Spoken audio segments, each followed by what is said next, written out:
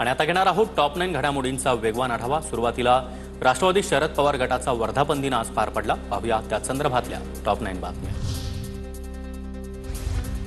एकट्याने निवडणुका लढायच्या की कुणाला सोबत घ्यायचं हे ठरवू, पक्षाच्या 26व्या वर्धापन दिनी शरद पवारांचं वक्तव्य। जिल्ह्याजिल्ह्यांमधील नेतृत्वाशी चर्चा करून भूमिका घेणार असल्याचंही स्पष्ट।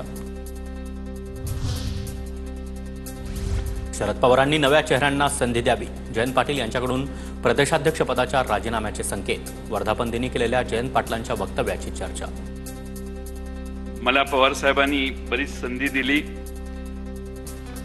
7 वर्षाचा कालावधी दिला।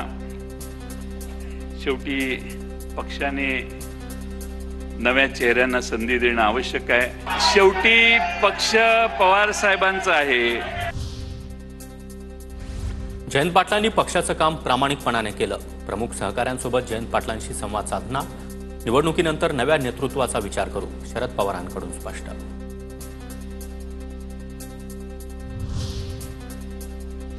आमदारकी व्यतिरिक्त सध्या माझ्याकडे कोणतंही पद नाही, रोहित पवार यांचं सूचक वक्तव्य। पक्षातील संभाव्य खांदेपालटाच्या प्रश्नावर रोहित पवार यांची प्रतिक्रिया।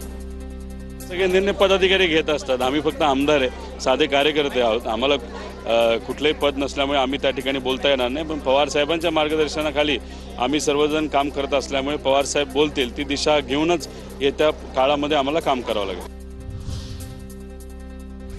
मोदी आणि फडणवीसांना सोडल्यानंतरच राष्ट्रवादीचे एकत्रीकरण होणार। शरद पवारांचे नेते प्रशांत जगताप यांचं वक्तव्य। त्यांनी आमच्याकडे यावं, आम्ही त्यांच्याकडे जाणार नाही, जगताप यांचं वक्तव्य।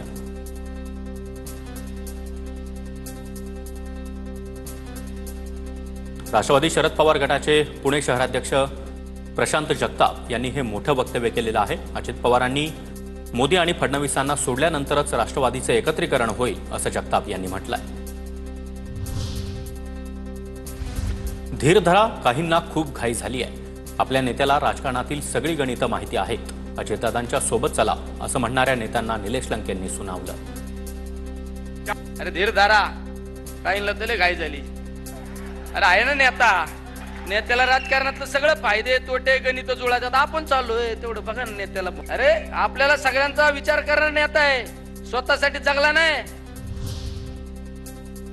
आपली बाजू कितीही खरी असली तरी अन्याय होत असतो, सहन करायला शिका। राष्ट्रवादीच्या वर्धापन दिनी सुप्रिया सुळेंचं व्हॉट्सअप स्टेटस। संस्कार विसरू नका, सुळेंचा रोख नेमका कुणाकडे, चर्चाला उधाण। राष्ट्रवादीची पुढची दिशा सुप्रिया सुळे ठरवतील, रोहित पवार यांचं सूचक वक्तव्य।